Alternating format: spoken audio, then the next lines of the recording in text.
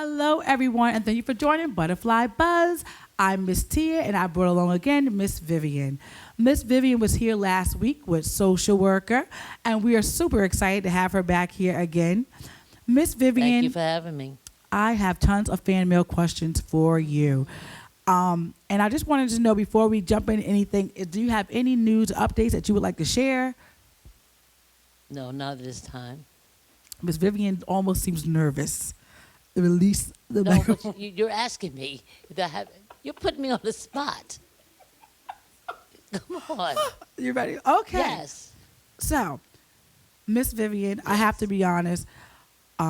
Miss Vivian's with me all the time. I have a lot of people that are around the clock with me, because of their jobs, or just just life. They can't be with me 24/7, and I know that they're with me, and I thank them. Trust me, I thank all of you, all the time. But one of the cool things with Miss Vivian is I get to sometimes be selfish and have you for like literally 10 to 12 hours in a day span. And one of the things that people always think when they see you and I together is that you're in your 30s. And they're always blown away by the fact that you're not. So my question to you, which is fan mail, is, how do you be a woman of that special caliber and still be able to keep up and go, go, go? You never complain about anything.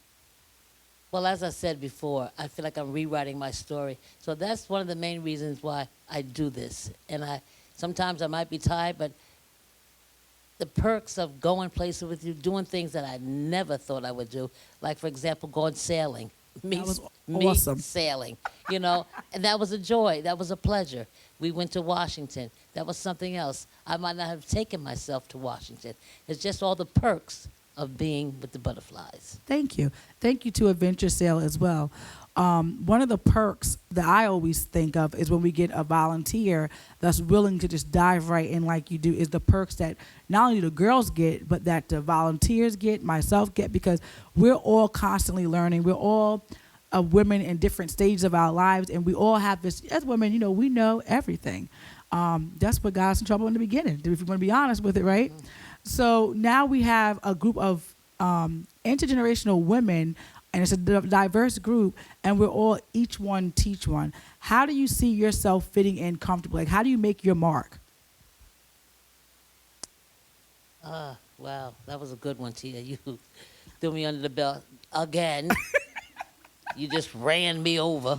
Beep, but anyway, like I said, each girl is different. Let's start with that. Each girl is different. And I think that I can relate to a lot of the girls, like you say, with the boyfriends. Mm-hmm. As me, for one, I'm being honest. You asked me the question. Yeah, it's like I say to the girls, especially when I say talk to someone, I didn't have my mother to talk to. It's not that I couldn't talk to, but back then at my age, it wasn't easy to talk to my mother. So I found people out in the street I can talk to, which wasn't always good. Mm-hmm.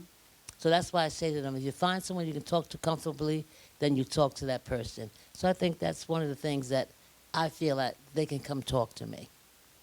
Does that answer your question? It definitely does. Okay. I think it's important for girls and for the volunteers and adults to be able to talk to someone, have a different perception, or just hear themselves aloud, say what they're thinking, and see if it sounds correct. So going back to the fan mail, I know that you do a lot of outreach, and I know that you answer this question a couple times differently based on you want to rewrite your story. But what about your story do you want the girls to take? Like, what about your history? What part of your history that you want to become a part of her story? Another good one? Another good one. My life story, well, for me, I don't want the girls to get involved with drugs. I got involved with drugs. And I have an illness. I don't know if that came from doing the drugs, but whatever it is, God gave me a second chance.